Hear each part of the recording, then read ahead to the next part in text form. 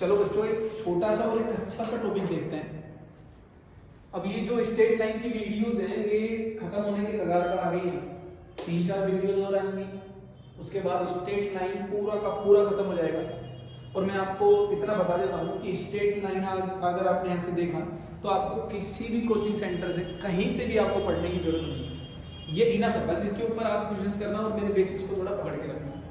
अब जो टॉपिक अब हम देखेंगे उसमें क्या लिखा हुआ है, find both straight line from pair equation of straight line. मतलब क्या इसका मतलब ये है कि देखिए आपको पेयर ऑफ स्ट्रेट लाइन दी हुई थी पहले मैंने टॉपिक भी करा हुआ है। जब एक पेयर ऑफ स्ट्रेट लाइन दे दी थी जो ओरिजिन से जाती है, जिसकी इक्वेशन होती थी ax² + by² + 2hxy = 0, तो अपन को एक पेयर ऑफ स्ट्रेट लाइन दे दी जाती थी 0,0 से जाने वाली, तो उसका यूज करके हमें दोनों स्ट्रेट लाइन निकालनी होती थी। तो अपन क्या करते थे, y = mx रखते थे और वहां से हम दोनों इक्वेशन निकाल लेते थे लाइन से।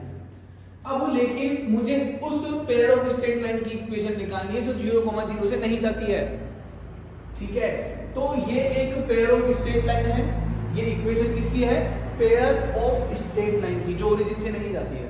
अब इसका कैसे हम एक इक्वेशन निकाल सकते हैं दोनों की दोनों वो वाली, तो उसका तरीका देखिए। सबसे पहले क्या करेंगे, ये जो ax² + by² + 2hxy इसके स्टेप है। देखिए पहले स्टेप में क्या करना है कि जो जिसकी पावर 2 है ना, xy की पावर, ठीक है, तो उनको 0 के बराबर कर दो। तो ax² + by² + 2hxy है, इसको 0 के बराबर कर दिया।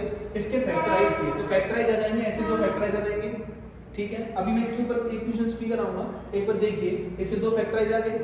फैक्टराइज करने के बाद स्टेप नंबर 2 में क्या है कि एक बार एक फैक्टर के साथ a जोड़ देना, दूसरे फैक्टर के साथ b जोड़ देना, फिर आपस में इनको मल्टीप्लाई करना। करने के बाद क्या होगा, मल्टीप्लाई करने के बाद x को कंपेयर करना जो आपकी पेयर ऑफ स्ट्रेट लाइन दी हुई है, वहां से ab निकल जाएगा और ab को फिर वापस रख देना इसी इक्वेशन नंबर 2 में। रखने के बाद आपके पास एक लाइन ये आ गई, दूसरी लाइन ये आ गई। समझ में आया? देखिए एक सवाल देखिए, ये एक पेयर ऑफ स्ट्रेट लाइन दी हुई है जो ओरिजिन से नहीं जाती है, 2x² + 5xy + 3y² + 6x + 7y + 4, ठीक है। पहले मैंने जिस पर भी वेरिएबल्स की पावर 2 या उनका सम 2 है उनको 0 कर दिया। तो 2x² + 5xy + 3y² को 0 करा, इसके फैक्टर बनाए तो फैक्टर आ गया 2x + 3y और प्लस और x + y = 0। अब मैंने सेकंड स्टेप में एक बार फैक्टर के साथ a जोड़ा, दूसरे फैक्टर के साथ b जोड़ा, इनको आपस में मल्टीप्लाई किया। मल्टीप्लाई करने पर देखिए मैंने डायरेक्ट लिख दिया है, मल्टीप्लाई करोगे तो इसी ऐसी वाली इक्वेशन बन जाएगी। इक्वेशन क्या बनेगी, 2x² + 3y² + 5xy + x 2b + a + y 3b + a + ab = 0। अब इसको कंपेयर करो इस वाली इक्वेशन के साथ। देखिए 2x² यहाँ पर भी 2x² यहाँ पर 3y² यहाँ पर भी 3y², 5xy यहाँ पर भी 5xy है। अब देखिए यहाँ पर x है, यहाँ पर x है, तो यहाँ पर कांस्टेंट x के साथ x 6 है और यहाँ पर क्या है 2b + a है, तो 2b + a किसके बराबर होगा, 6 के। अब ऐसे ही 3b + a किसके बराबर होगा, 7 के। दोनों को सोल्व कर लीजिए, तो यहाँ से a भी आ जाएगा, तो a आया 4, b आया 1, तो मैंने a की वैल्यू रख दी और b की वैल्यू रख दी यहाँ, तो दोनों की दोनों लाइन आ गई। अगर आप इन दोनों को मल्टीप्लाई करोगे ना, इन दोनों को, तो ये है pair of straight line L1.L2 = 0 which passes from not origin है ना, ठीक है।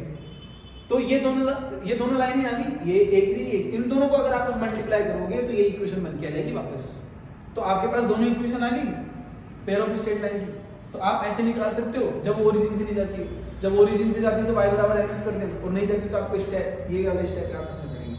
अब एक छोटा सा टॉपिक है, इसको मैंने सवाल के हिसाब से इसी सवाल में जॉइंट कर दिया है। देखिए अब ये दोनों की दोनों पेयर ऑफ स्ट्रेट लाइन है, किसी एक पॉइंट से जाती तो होंगी ना, तो आप क्या करो, आपसे पूछेगा कि इंटरसेक्टिंग पॉइंट बताइए पेयर ऑफ स्ट्रेट लाइन के, तो दोनों को सोल्व कर लेना। आप क्या करोगे, पहले इतनी इक्वेशन को सोल्व कर लोगे, दोनों की दोनों निकाल लोगे पेयर ऑफ स्ट्रेट लाइन, उनको सोल्व कर देना। सोल्व करना तो आपको आता ही है, इंटरसेक्टिंग पॉइंट आपका निकल जाएगा। समझ में आया?